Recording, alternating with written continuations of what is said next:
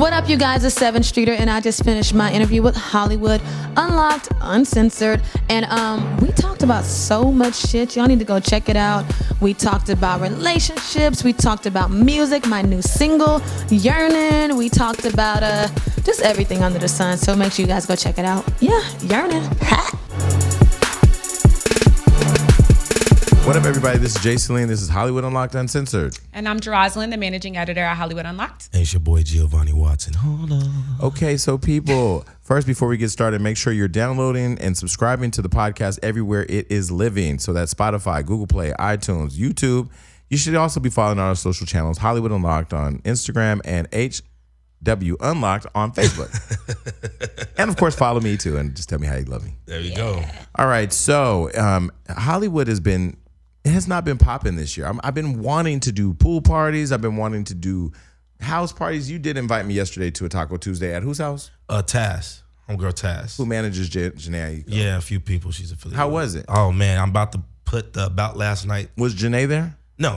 Okay. I'm about to put the About Last Night Instagram snaps up as soon as I leave here, Well, bro. who else was there? Who was there? April was there. Okay. It's more intimate, you know. She's a lesbian, so she likes all women. So, Right. But she only, you know, if she doesn't know you, if you got a guy who don't know me, you can't come to the course. I'm sure she probably knows you, so you'd have been good. But Does she have a nice house? Gorgeous. She got money. It's gorgeous. We had this discussion last night. She got like $1 million worth of cars sitting in her parking lot. And they're her cars. That are her cars. Damn. Yeah, it was a vibe. The ratio was like 5, like for every guy there was like 6 So girls. what guys were there that I would know? Oh, just John Silver, myself, Micah. I don't know. He's a songwriter. Nobody famous, but just a lot of girls. It was a shitload of girls. Why won't John Silver go on a date with me? What? My best friend is not going with that fuckery. He's a straight man. Okay. All right, so but come every Tuesday. I want you to come next. No, I'm not. I'm actually leaving. I'm actually leaving tomorrow for DC. I'm gonna have dinner with the president of Ghana. Right? Never invite you nowhere else. I'm trying to. They invited me to Ghana, so I'm gonna take Adam with me, our videographers, because we need to film all of the Ghanesians. Oh no! Come on. Is it the Ghanesians? They're Ghanaian. Ghanesians. What the fuck is that? That sounds like something from a Despicable Me movie. Can I just tell you that this is all about a public school system that didn't work for me? A Ghanesian? Ghanaians. I knew what it was. I'm a comedian. Okay. Sure. Yo, fuck that airplane ride though. Oh yeah, what's that like? How long is that? Like 23 hours or something. Woo! You can break it up, but listen. I'm gonna be laid up because they got to fly me first class. Are you gonna take a Xanax? Are you dead? Why you? Yeah, like why who sleeps like that? Because when I get in first class, at least on United, I lay all the way down flat like in a bed, and I pull the blanket up and I cross. Tell us about the things we don't know. No, it's just that. And I'm a little bougie now, so when they wake me up in first class for my meal, I'd be like, "Excuse me, can you please hold the champagne and the meal from when I wake up for my first round of sleep?" Because I typically, when I fly first class, I do stay up all night so I can't sleep. Can you imagine you get on a plane and you get to lay flat, like in a bed with a pillow, with the blackout on your eyes and in headphones? You can sleep the whole I can't wait. I plug it in and put on music really low, and I just put on the black thing, and I take a glass of champagne and I lay out and I sleep like 5 of the 6 hours home. The first time I fly first class, I'm gonna text Jason like, "You're right." Well, listen, hopefully that will happen one day soon because but once you fly first class, you ain't gonna want to fly yeah, that's right. It makes it hard to take that middle seat in 14B. That's like, true. Nigga. And on top of that, I think the airlines should be sued for discrimination because when you see a big nigga like me, don't put me in the middle seat. Yeah, no. And some of these seats are really small now. Yeah, for certain sizes, I think that they should ask you a question. Ask you a question of your weight, and they should know not to put you in the middle seat. This guy sat next to me one time. He was in the middle seat. It was 3 big guys, 1, 2, 3. I'm in the window, so I'm just suffocating on the damn end of the plane. And they put this big guy. His stomach was sitting on both of us. Y'all don't understand. This is a New York to LA flight. So this is 5.5 hours of his stomach on my leg. Oh my God. and he's going the whole time. He has his headphones in. He's like going. He's sleeping. He's going. He's making noises and like his skin is flaking. Oh my God. So I kind of want to say to him, "Sir, roll your ass black nigga. Yo, he was that big. The skin was chafing. His skin was chafing. That's just gross. And he was sleep, and he had a slight stench. 5.5 hours was rough. Son, and you can't really, that thing I will say about Hollywood Unlocked and all the visibility we get, it does make for very good travels when they know you. Good. They rush you through TSA, but now I got it clear and I have TSA pre-check, but they rush you through TSA, but they make sure you're comfortable on the plane. But when you get the middle seats in the back, it's not good. Nope. Yeah, finally, we figured out how to get the beautiful Sevyn Streeter in the Yes. building. What up, you guys? How y'all feeling? So do you still go by Sevyn Streeter or Sevyn? It's whatever the fuck. I answered all of them. They write my check, Sevyn Street. I'm gonna answer. That's how I answer. That's why I said you could call me anything you want as long as there's some zeros behind it. As long as some zeros behind it, I'm straight. Yeah. Okay, so you just dropped a new song that everybody's talking about, and they're even sending me this song on Snapchat, Yernin. Good. No, that means coming to me every direction. Yes. So let's start there, and then we'll go backwards, and then come back to the song. So how did that record come about? Because it's something that everybody is playing at this point. Man, well, first of all, I just gotta say thank you because I'm a singer songwriter. I create whatever the fuck comes to my mind, but you just never can kind of tell if you never know if people gonna like your shit or not. And so anybody who sent it to you and y'all played it, I appreciate it. But yeah, man, it came about because I've been, when I work and I start to work on a project, I kind of go into my own little bubble. I'm real quiet and I just go to the studio every single day. I'm a studio rat. And I was working with my producer. His name is KP. He is amazing. KP, go get her on Instagram. And he just played this beat one day, and I took me a couple shots of Hennessy, a little, couple puffs, some little herbal essences, and we went in there and we knocked the shit out. And wow. So you like the studio. You love the studio. I'm obsessed with studio. She lives in there. I live in it's my favorite place because it literally, I say all the time, I don't care how great your outfits look. I don't care, how good you look in pictures. When you're a musician and you're an artist, it all starts with the record. So for me, studio's been my favorite. I remember one of the first times I saw you sing live, and I hope you remember this. Me and Tank did a tribute to Whitney Houston years ago. Yeah. And was it Kelly Price was there? Was that event? Well, that too? was the first year. No. Oh, okay. Never mind. That was the first year Kelly and I did not work together. Okay. Me and Kelly had done the party with Whitney. She had passed away the next day. We did a tribute the following year, and then Tank and I partnered up the third year. Yes. And you, Teyana Taylor, and a few other people had performed. But I remember that was the first time I saw you sing live. And having been there and heard other people sing, you really can sing. Thank you. Raised in the church singing. I definitely am raised in the church. Praise Jesus, hallelujah, yes, God. But no, thank you. That means a lot to me. Yeah, and I remember you were sitting there, and the courage you had just in there on top of it. You had this red satin or silk dress on, and you was all on Tank, and I was like, what is going on? You guys were singing remember. Together. Yeah. That's my dude. That's my dude. I have it on video, by the way. Yes. We got to do a throwback Thursday. Okay, and so when you first came that I came to know you, you were Chris Brown's artist. Yes. Okay, how did that relationship come about? How did Chris discover you or rediscover you? Because you had a career before that. Yeah, you know what? I was in, a lot of girl groups before then. I was in 2 girl groups before then.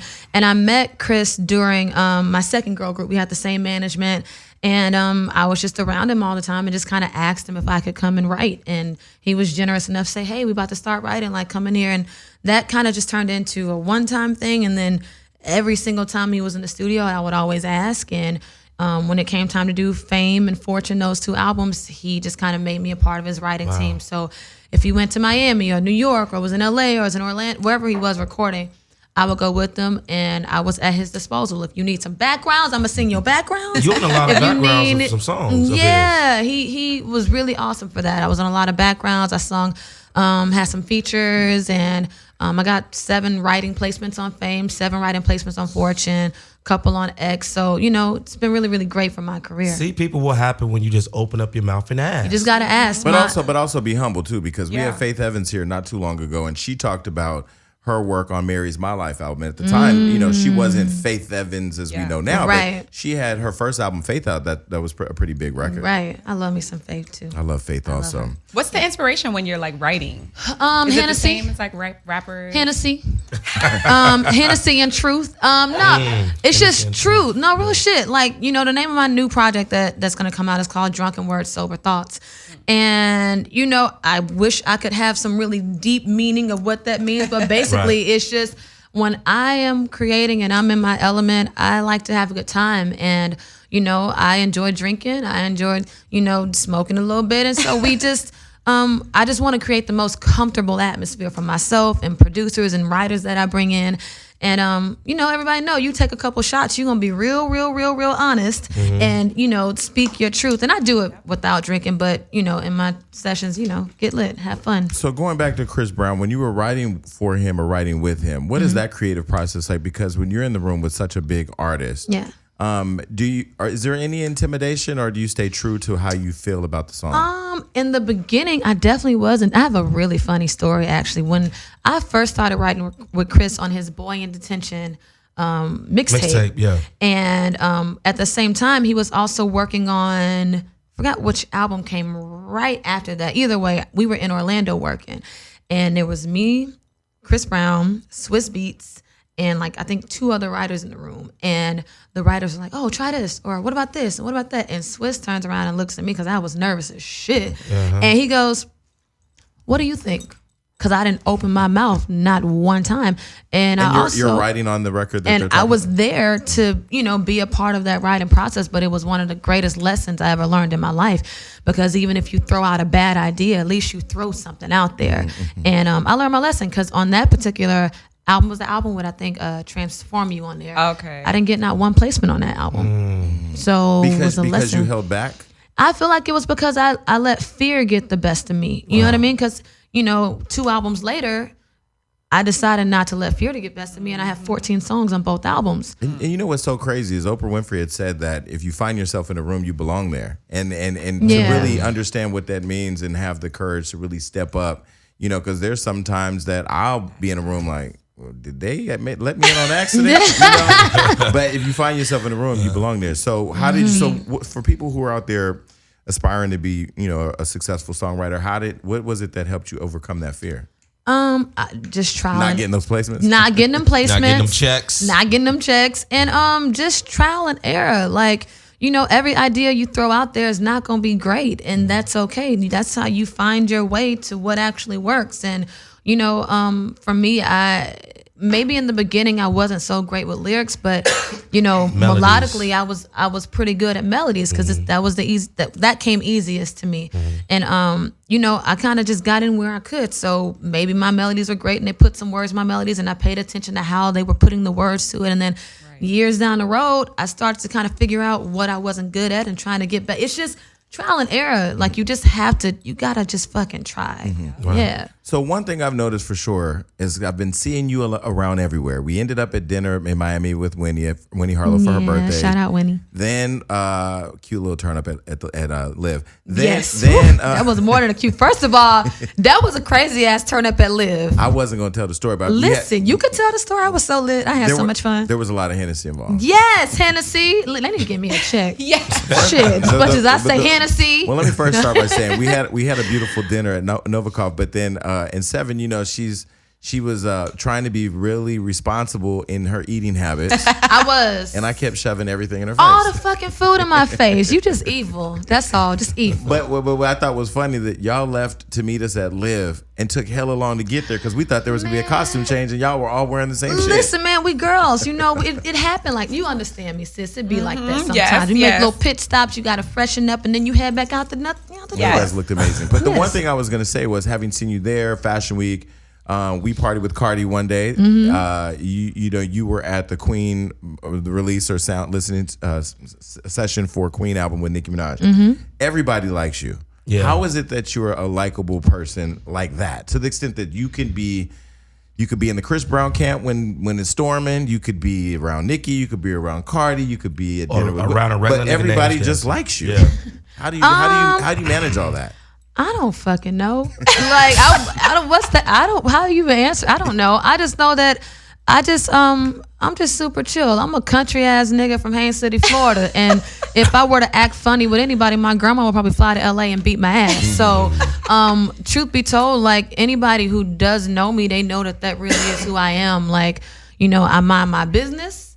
I write my records. Okay. I drink my Hennessy and I stay the fuck out the way. But at the same time, I think, I try to have as much of a mutual respect for everybody. You know what I mean? We saw you. I recently posted the video of you. You posted it with you and Jill Scott. Oh my God, and I love her. That would be everything. Because who doesn't love Jill Scott? I love her. And you are just the new age of R&B. Will we ever see a collaboration? I would love to. I would get on bended knee and kiss her feet to do a record with Jill Scott. And a little quick story about that too. That same night, this is how real she is, and this is why I posted her. Because I love her, obviously, but the security and the guest list was acting really funny outside, and it was me, her, a couple other artists and things outside, and she went in ahead of me, and while they're still figuring out the shit, she walks back outside and says, "Why do you have 7th Streeters standing at this door?"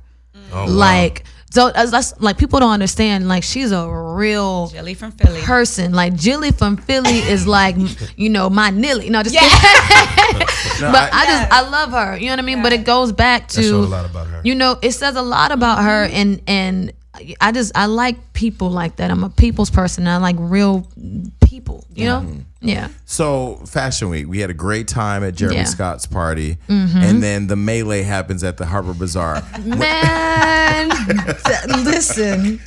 When you saw that, did you just say, "Wow"? Because for me, I was, I'm friends with Cardi, and I don't know Nicki, but I do have a respect for her, although people think differently. But I looked at that and I was just like, "Wow." What did you think?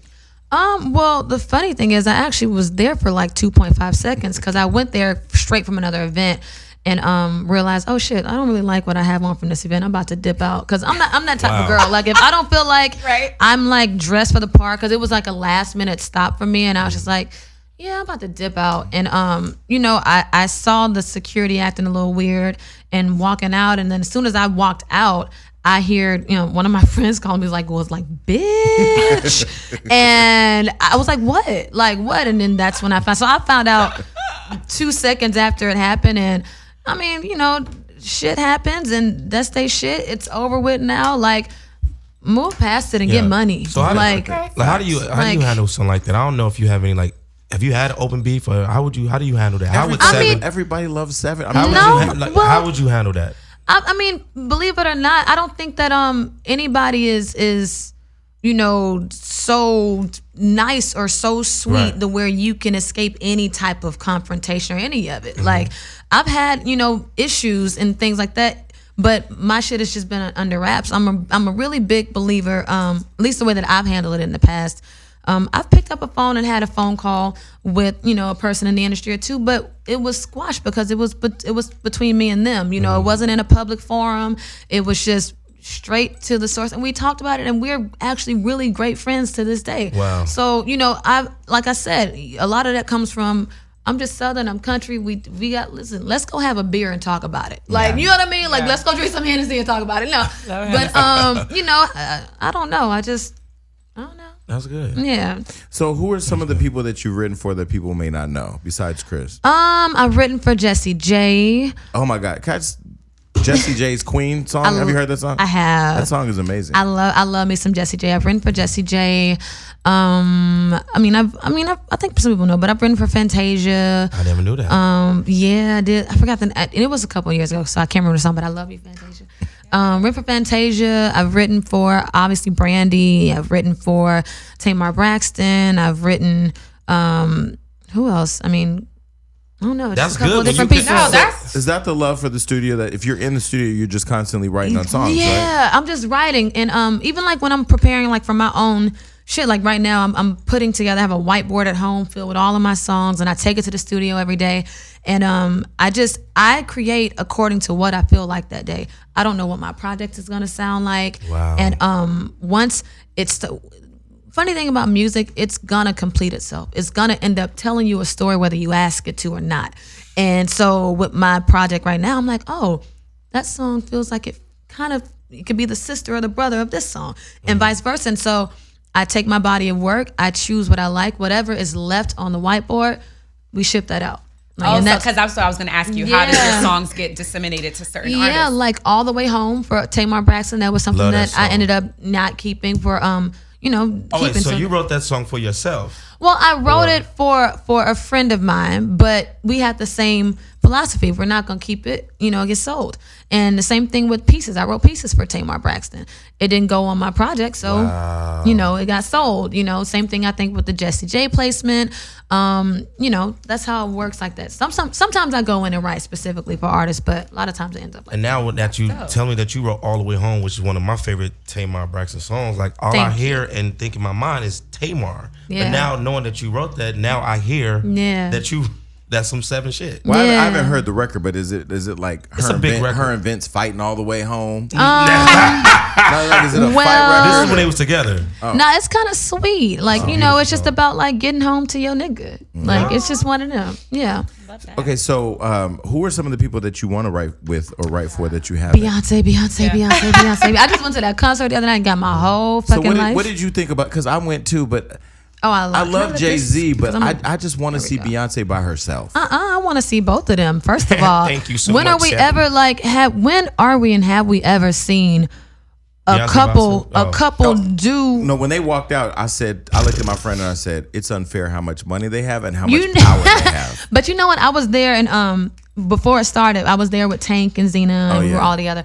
And Tank says, wait till you see this shit. Wasn't it good to see Tank get out there too? I was happy to see that. Were you there that day? Wasn't there. So I was there when DJ Khaled started introducing everybody, and then here comes Tank, and I'm like, I feel he's one of the most underrated voices in R&B. First of all, Tank is, I've said this for years, one of my top 3 favorite male voices is Tank. Yeah, me too. Tank, Luke James, and Eric Dawkins. Wow. I don't know. Those are powerful voices. Those are my I've said it for years. My thing used to be, I just want Tank to sing me Happy Birthday. Yo. And it happened at New Orleans at the Essence Fest a couple years ago. They had a dinner for me. He sung. Why do you think people like hearing white people sing R&B music more than they like hearing it from our own people? Because that's what a lot of times what record labels pay for and they push.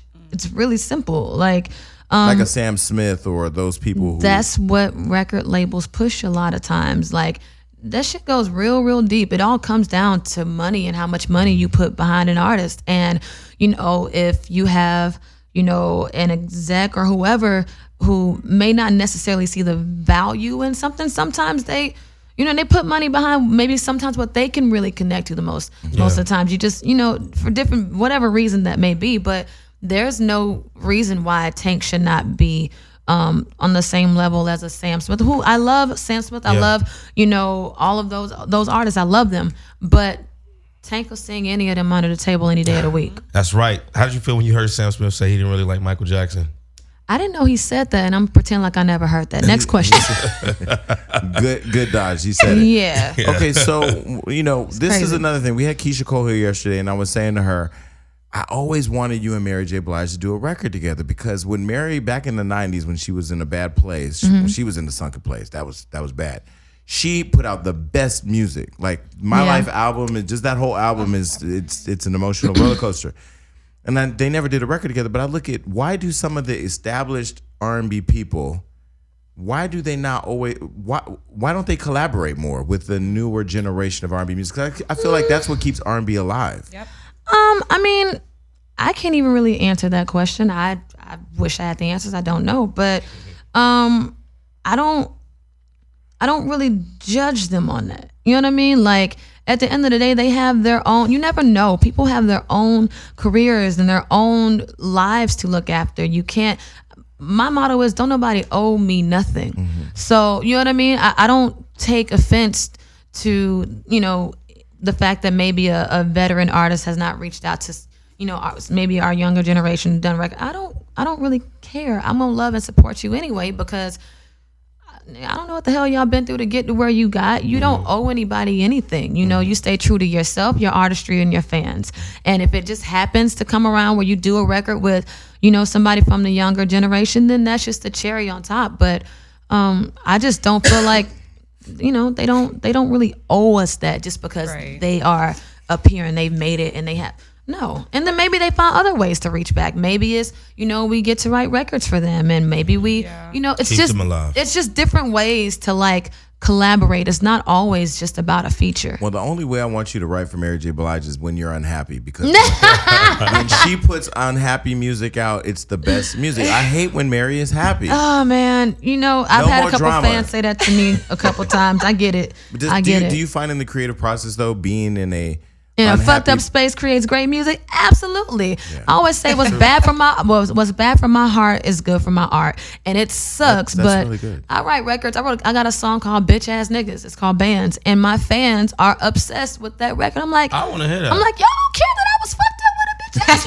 Like, how do y'all not care? They're like, no, girl, that's my song. We need more bands. If you came out with a song "Fuckboy," that song may become the hit because how many right. fuckboys are out there? It might be. You never know. So what headspace are you in right now? Like what the headspace that I'm in right now, I am so free. Like, I'm free creatively. I'm like the most creative that I have been in. Shit, I feel like in forever. Like, I don't. But did that come with maturity, or did that come with? It came with just experience. It came with a lot of heartbreak, and it came with me realizing that if no one owes me anything, and because a lot of times in this, when you're going through shit, you call some people that you think you can count on, or you reach out to some people that you think you can count on, and then for me at first, when people who I was able to count on before, when I was in a different space in my life, maybe had a couple #1 records, you think that you can count on those people again, and nigga, that shit ain't it. And so to answer your question, once I realized that and I got into a space, okay, well, do it for yourself. Like, nobody owes you anything. It's a liberating experience. It's a great feeling. It's a great feeling to know that you use your own 2 hands that you can and do your own brain, and you like. That's how, honestly, with Yernin, like, Yernin is a result of niggas pissing me off and making me feel like I could count on them and they would be there, and that's and being fake supportive to your face, and then not really being there when it counts. So when I say, if you don't like me, say it to my face, I give a fuck about what you say, I really mean that shit. Like, so I had recently played right now I'm playing Teyana Taylor's album still, like, because I'm late. Oh, I love her album. I'm late. I get music late. I love. So I'm listening to it 3-way. I text you the other day. You fucking. I love freak. Hold On. Yes. I love that. I love No Matter. No Manners. It's interesting though, when I look at her career, she started out with Pharrell, was with him for a long time. He was developing her. Then later on went to Kanye. Took a while for that to come out. When you look back and you look at your relationship with Chris, do you have any feelings about the process you were in with him and how that never came to fruition? Or do you feel like that was just a part of your journey? I feel like the shit did come to fruition. I got I gained a whole other fan base. I had a #1 record for 9 weeks. There are artists today that that have been doing this longer than me and still have not had a #1 record, yet alone for 9 weeks. So like I said, it goes back to people have to get out of the headspace that people owe you something, owe you anything, and even if they help you a tiny bit or do one thing for you, count that as a blessing. Like, I've had great success with him. Writing for him launched my writing career. Had I not written for Chris Brown, I wouldn't have written The Way for Ariana Grande. It would have never happened. We're not just dropping that. The one with Rest in Peace Mac Miller? One with Mac Miller. I love that fucking song. Yeah, Rest in Peace Mac Miller. So when Mac Miller dies and that song then now is played or downloaded and all that, does that mean you get paid more money? Unfortunately. Yeah. You know what I mean? It's not a thing that makes me happy, but that's the result, but that's why it's important you give people their flowers while they're here. It's very important. Come on, your grandma definitely was in your life. Right. You better give me my flowers while you're here, baby. But it is true. It is true, and I know you've been open about stuff dealing with depression. Absolutely. And I've been open on this show about dealing with depression, and we've had Jennifer Lewis here talking about depression. Let's talk about that a little bit. What is it that? Was it depression before the industry you had, or was it while you've been in it? You know what? Definitely while I've been in it. And I don't look at my job as being any different from anybody else's job. But a lot of times, like, our jobs become a huge part of our identity. You know what I mean? I remember when my mom had to retire from being a dean at the high school, and that was, you know, she'd been in education for 20-some years, and I didn't understand why she was so depressed and so sad about it. And she was like, you know, this has been a part of my identity all these years. So, you know, with me being in the industry and going through series of ups and downs and, you know, just all types of shit, when I'm not fulfilled within my job because it's such a huge part of my life, it did begin to take a really huge toll on me. And, you know, not just because of the things that I felt like I could do better, but there are clearly things that people around me or, you know, at labels or on my team and things like that, that I know for a fact that could have been done better or executed better. And it's the frustration of it all, knowing that, you know, every single day when you still do give it 125, 50%, and, you know, it's not enough. And it's not enough. So, you know, that, you know, definitely took a toll on me in terms of my depression.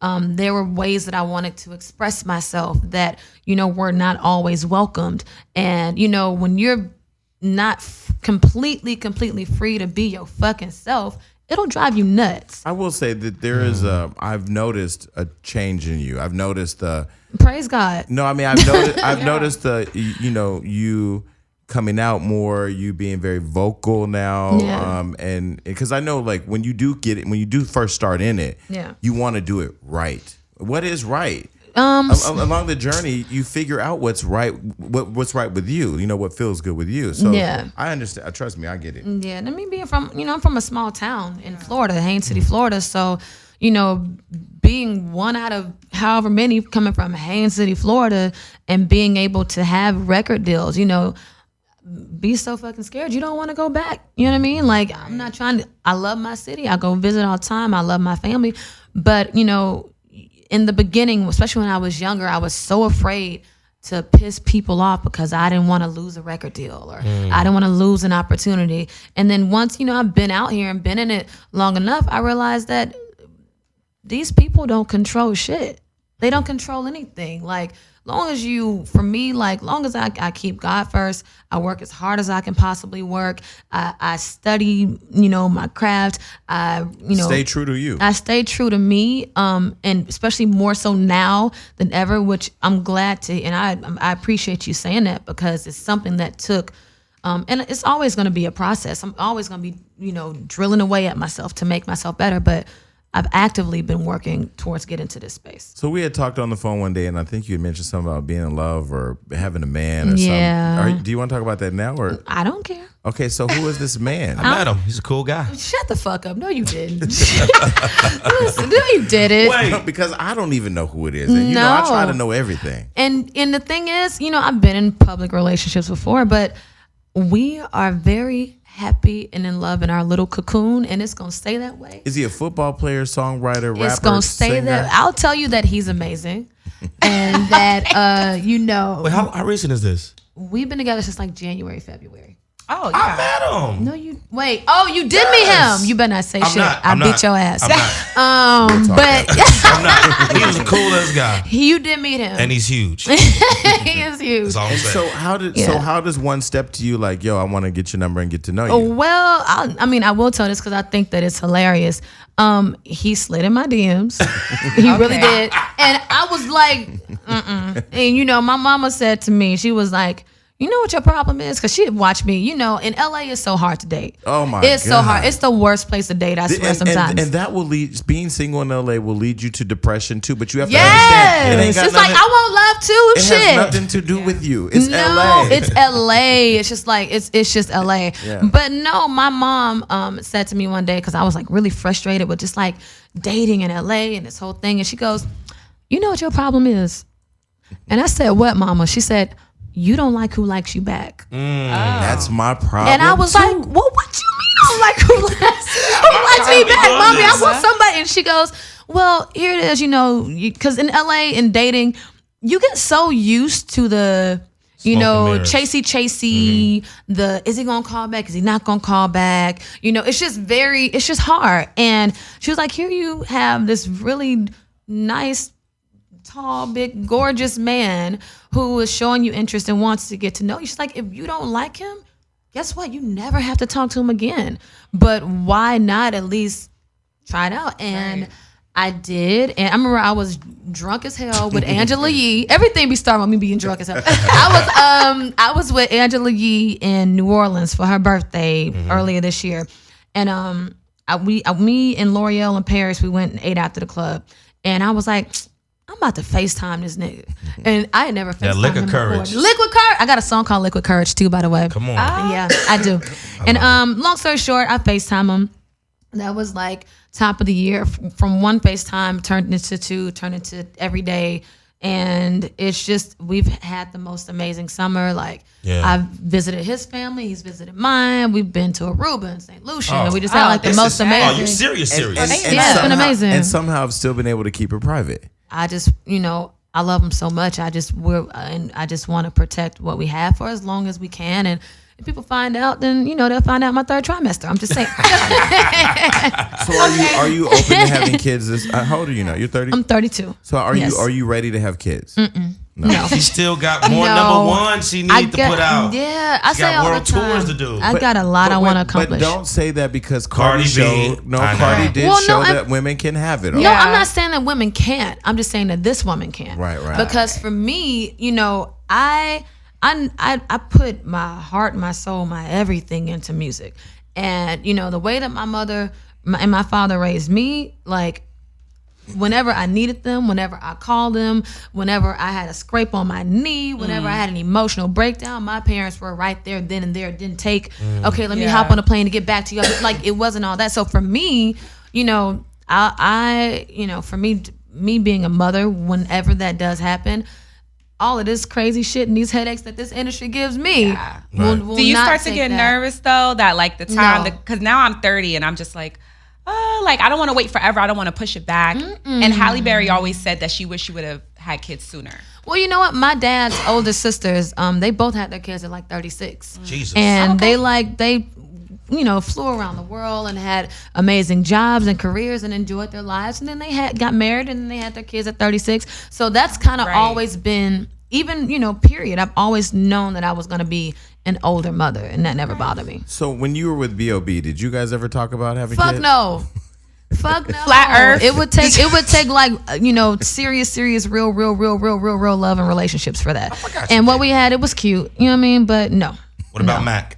Wait, don't go to Mac yet. Wait, let's hold on. Wait, that's my boy now. That's my boy too. So B.O.B. started the whole eggplant thing. Yeah. Oh, he did. I mean, if you want to give him that credit, yeah, you can. He did. It was him and Trey Songz. With the little eggplant sitting on the counter, yeah. Did you enjoy that relationship? You asked me if I enjoyed the eggplant with your ass. Well, I can't stand you. I mean, from the photo, I ain't got to ask that question. You know what? No, like, what people don't realize is that me and Bob, we were like really good friends before we ever started dating. So that's really how I move in terms of who I decide to be with anyway. So yeah, it was good. We had a great time. We made some good music and it was fun while it lasted. So we just had Quad from Married to Medicine here on the show that airs before this one. And she's now in this public divorce with her husband who has a small penis. And does the penis size matter? Absolutely. It does. Who gonna act like it don't? I'm sorry guys, with the little ping pings. I'm sorry. Ping pings. But no, it does absolutely does matter. Like, listen, what movie was that where I think it was Monique, she was like, I need the Titanic. I was like, yes, Monique, for the Titanic. Well, I was just saying, you only 95 call it a pounds. ping. No, but that's the thing. I'm 140, thank you very much. This is where and 5'7". This is where I'm confused. So at Fashion Week, I was at Up and Down with Serge Ibaka, and he was dancing with this little skinny model white girl. And I said to him, bro, you're going to rearrange her organs. I'm done. At some point, size has to become a dangerous thing. There's a lot of huge dudes out there with small penises, bro. I've heard. No, but there's dudes out there with penises that are just too big. Come on now. Come on now. I mean, I say you take on what you can take on. Come on now. Right, yes. Hallelujah. Okay, so back to Mac Wiles. That's the homie. I didn't even know y'all did. You Me are neither. so proud. I mean, was that public? That was a cameo. To say that we like dated is like a real. I mean, that's a stretch. Everybody always said that y'all are dating, and me and him are just like, He's literally, we've been in each other's lives for so many years. Like, and he's such a good person. He's Both such a good people. person. Like, we hung out a lot. Like, you know, we have this place we go play pool at every time. I just beat his ass in pool too, and you know it. When I was there in New York the other week for Fashion, well, was that Fashion Week? Yeah, Fashion Week. But yeah, no, that's the homie. Like, that's the homie. Yeah, he's a great guy. Yeah. So this guy you're dating now, you're not gonna say who he is, but is he a celebrity? I'm not saying. Okay, so are you open to having more public relationships with people who are public people? Well, God willing, this is my last relationship. So if this one becomes public, then your answer is yes. But if it doesn't, then no. That was a good answer. That was a great answer. Nigga, I'm a writer, nigga. Throw it at me, nigga.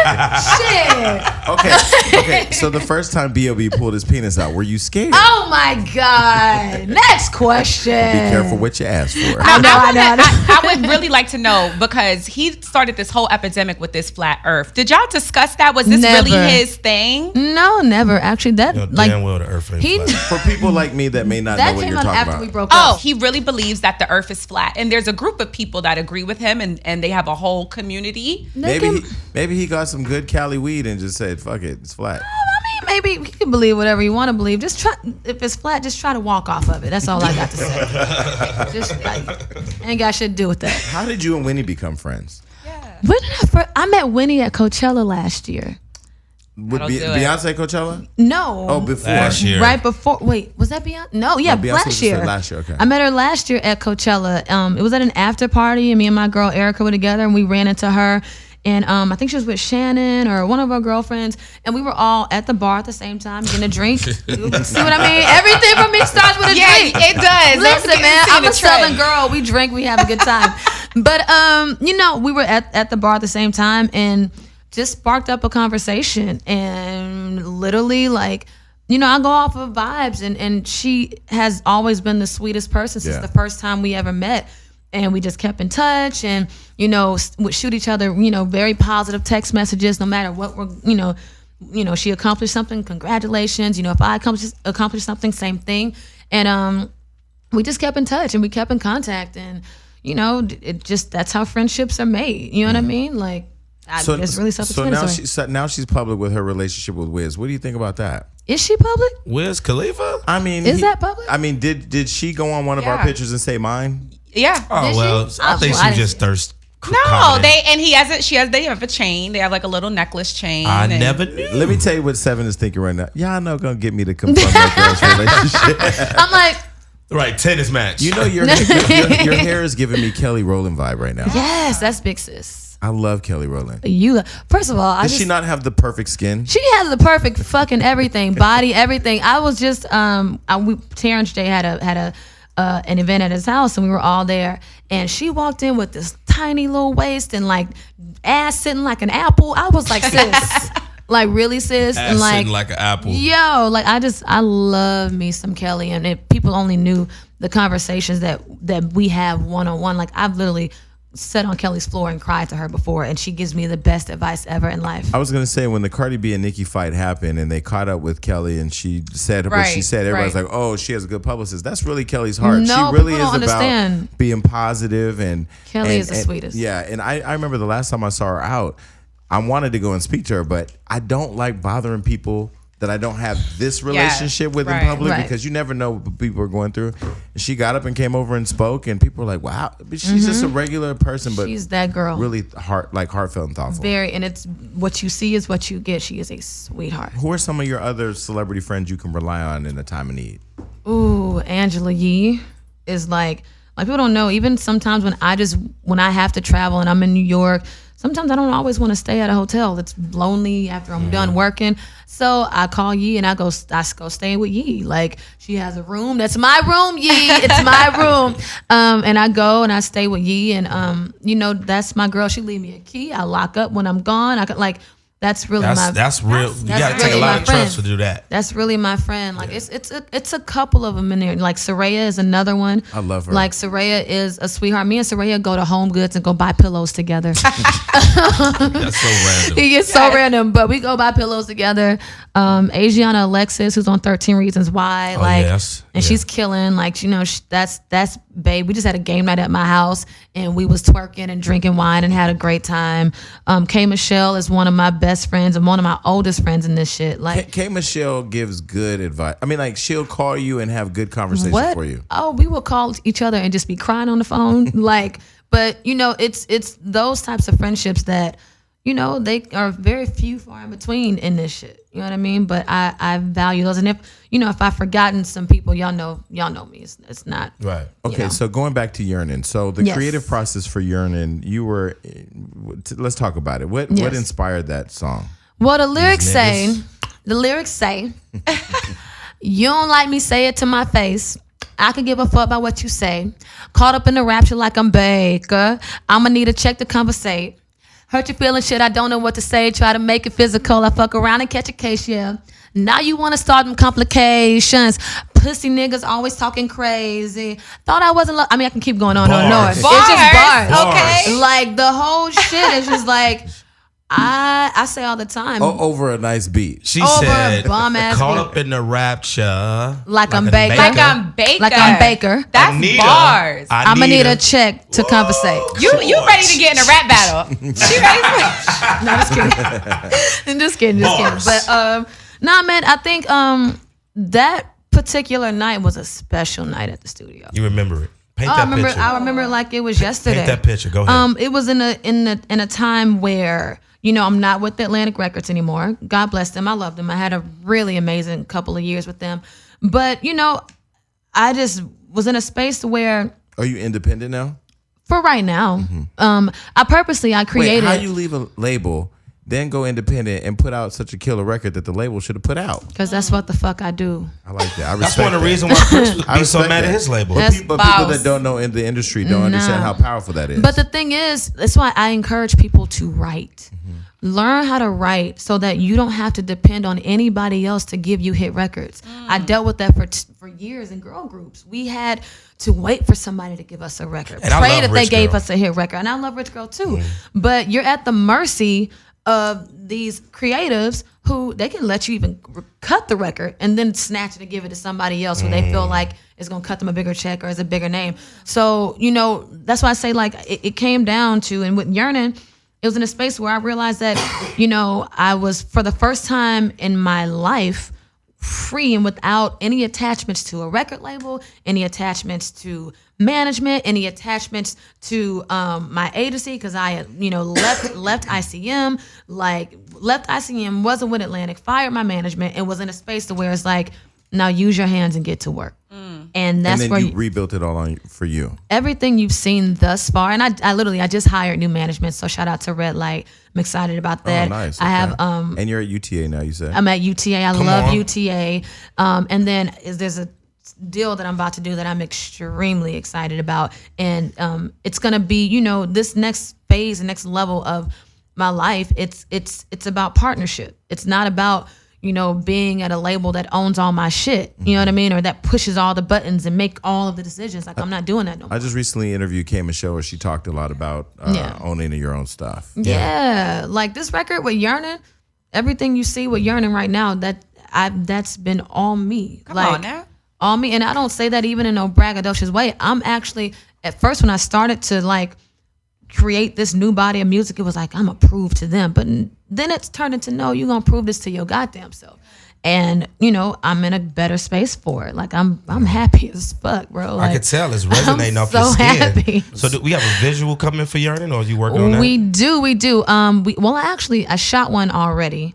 But, you know, with Nikki posted the video on her page, you know, I really want to do, she's going to get on the feature. She posted it on her page the other day and said that she loves the record and she's been really busy. She's been killing all of her Queen promo, and if that wig changed one more time to a different color, I'm gonna be just so excited because I've been getting my whole life through her hair. I just gotta say that. I can't even follow Nicki. Nicki Minaj's hair has its own life. I love it. Like her hair be so beat. I need the hair to have its own Instagram. It does. It'd be so beat. But no, I'm excited about that. But she's been out here killing her Queen promo. So how does that work? Does she call you and say, I want to be on it because she loves the record, or did you ask her? No, I told you I take everything to my own hands, and you know I DM'd her on my birthday actually this year. I was in St. Lucia on vacation with the Bay, with the Hennessy. yes. And I woke up early that morning. I went and sat by the pool, and I just I really want her on this record. I really want her on the record. And I DM'd her, and she DM'd me back. And it's just been an ongoing conversation, and she's just the sweetest. And I feel like, her being an amazing artist, songwriter, she gets me on a level that a lot of people don't get me. Do you think Nicki's getting a bad rap right now? I mean, I think that I don't really think she gives a fuck about what kind of rap people give her, because I don't give a fuck about what kind of rap people give me. It's not about that. It's about being the best version of yourself and putting out the best music. And putting out the best music that you can put out. This is the thing with raps. I'm pretty sure some people can say some fucked up shit about you. They're doing it right now. I just can't watch my Instagram. And guess, do you give a fuck? Yeah, no. Do you care? Do you care? We don't care. Long as, like I said, my checks come in on time, I can be the most creative version of myself, and my fans are happy and in love with what we're doing, I'm pretty sure she's on that page. How do you keep your fans loyal? Because fans aren't loyal in music anymore. Back in the day when I was growing up, we had Madonna, Michael Jackson, Prince. Yeah. I mean, I couldn't wait to go stand in line at Tower. Yeah. I think that with fans and with music, I mean, there's just so much access to so many different kinds and genres of music put out now, every day. It's so much music. To answer your question, how do I mean, I try to do as best as I can. My fans do cuss me out though, because I will take a lot of time in between putting out projects. Because the Navy's trying to kidnap Rihanna. They told her, they said, get your fat ass in the studio. And Rihanna's not fat, by the way. She's I know. nice. She was like, okay, I'm in thick and fine. Well, I just saw yesterday that Jill Scott, not Jill Scott. Jim Jones. No, not him either. Jasmine. No, so Jasmine Sullivan. I just realized she follows us. Yeah. So we need to DM her today and say, girl, she's in love too. She's in love too. Break up and put out a record. No. She makes amazing music, single or in a relationship. Why people can't be happy and still put out good music? It never really happens. You do make better music when you're pissed off. Janet Jackson, her new single is fire. And Janet Jackson and Bobby Brown. Don't even bring her up right now. No, Janet Jackson's new single made for now. Did you see the Bobby Brown story? I saw a lot of it. I got to see the rest of it. Shout out to Woody. That's my boy. Woody Shout out to Woody. Used to dance for her. Yes. Really? Yes. What? I have. Aren't you when proud I was of him? with Chris? Look how proud came is around like full circle. Proud is not even the word. Used to dance for her. I remember when Woody used to make Vine videos when we were on the road in his hotel room, and I walk in the room like, what the fuck is you doing? And he'd be fake falling off of a chair. That's and his first one that went viral. Yeah, on the chair. I was there when he did it. I'm like, what are you doing? Sev, I'm just creating this Vine video. I'm like, well, you go ahead, boy. That's funny as hell. And to watch him, you just. But when he threw Janet Jackson out in the hallway, didn't you want to just put your part out? Didn't you want to drink some Hennessy and have a blackout and act like you wasn't there? No, listen, man. There's so much old school tea. I love that. I feel like we'll never know all the old school tea because they didn't have social media and all that shit back then, so they probably got away with so much shit. But you married to Whitney and her friend, and then you got Janet being thrown in a hallway. Oh. I mean, the parents getting kicked out the house. They had some tea going on back in the day. And where was Hollywood Unlocked Gossip and everybody? That's what I'm saying. There's so much tea we could probably dig up from old school and just bring it up and talk about it. Probably. That should be a new segment, JC. You should do that. I can't. Old school tea is actually really good. Old school That's tea. That's a good idea. I would tune in. No, because just yesterday, we said this for the last couple shows, so I'm going to ask you what you think because you was just at Fashion Week. Why was Stevie Wonder sitting front row at Fashion Week?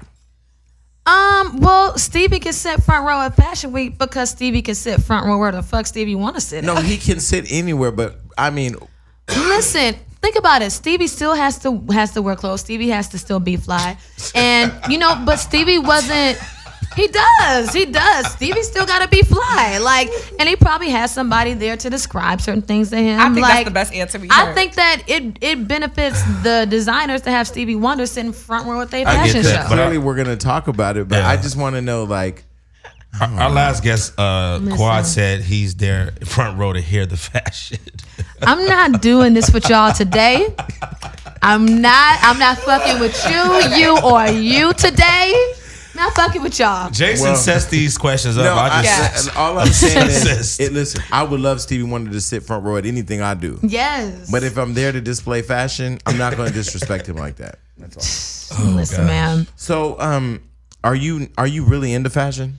Yeah, because you're fashionable, but are you into fashion? I am. I could be more. You know what I mean? I'm never gonna say I'm into music more than anything ever in my life. And to really say that I'm into something, I really have to be very, very, very well versed on it to say. I can see you as an actress. Yeah, I actually have an audition as soon as I leave here. Actually, what time is it? Shit. What time?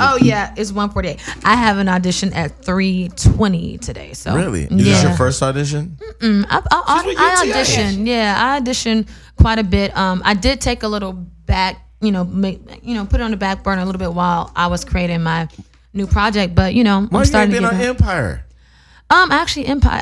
I auditioned for Empire, and they haven't filled the role yet. So let's say they need to fill that role with a real singer. Listen, we need you to come and be on Empire Records. You better cut it out. Shut up. And you better sign with us. I'm done. Okay, well, Leah Daniels. I love Leah. Leah, you need to have a singer on there. I love Leah. I love they have a lot of singers on there. I mean, Leah. Yeah, but I guess because I know Jesse, I didn't. Well, in Jesus' name, you get the role. Oh, thank you. Thank you. Okay, so what's next? Are you gonna have a full out EP? Are you working on?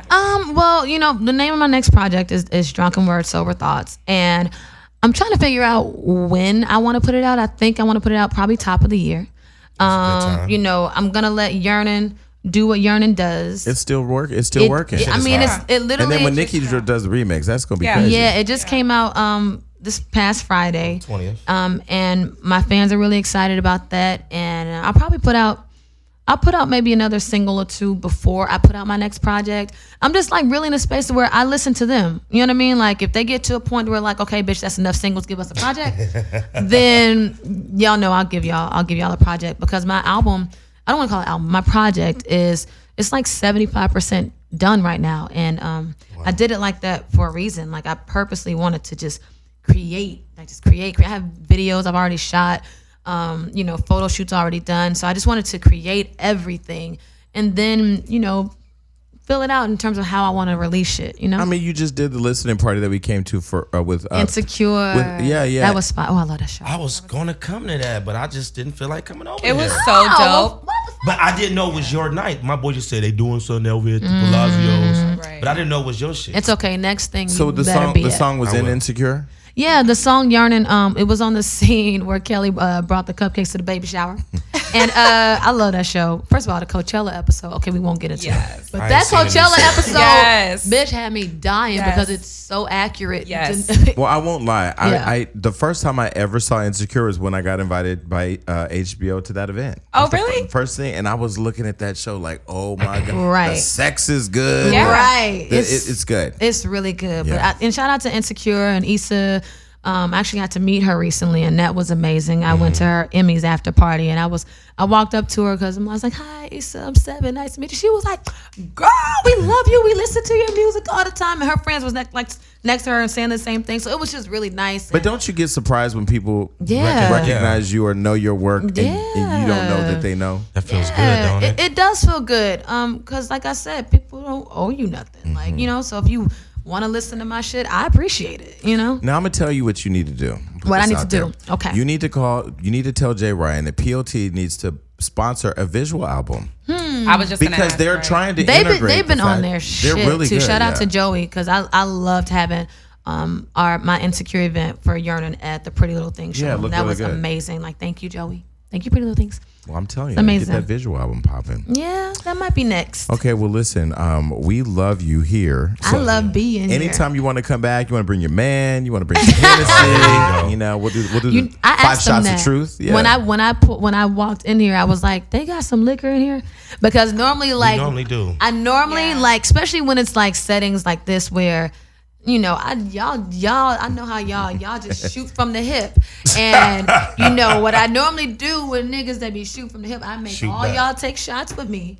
And that way it just not everybody got to be on. Not everybody got to be on. The next interview we can pregame and do it. And But what I will say and what I love about you as a guest and what people realize and when they watch the show is when guests come in here are just themselves and they answer the questions and they have a good time, it makes the best interviews. It does. We've only had a couple people come in here and be really nervous, and I'm just like, why are we talking to you? Because it makes it hard. Yeah, it's so funny. And you dropped some gems today too, by the way. I did. Hold on, let me pick those up. Shut up. No, I enjoy this type of forum. I think it makes doing radio and all. It makes it so much fun because, sometimes it's just you go in, you do an interview, they ask you the same questions, and you do drops, and then you out. And it's like, okay, what is this? We work at a cubicle. This is not a cubicle. I did glam for that? Yeah. No, real shit. So it's like, I enjoy it. Like I said, I'm a people person. I like to laugh and have a good time, and y'all know how to have a good time, so I love that. Well, I'm glad that you're in a great space. I'm glad that you have a great song, and I'm glad that you have a great man that we'll figure out.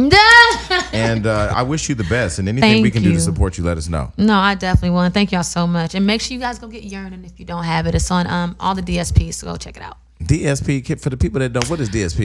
Girl, you can go download it off of a digital something on iTunes, Spotify. It's anything everywhere. That's on your phone, bitch, you can go get it. Go get Yernin. Okay, thank you very much. All right, well, thank you for coming on the show. We out of here. Peace. Bye.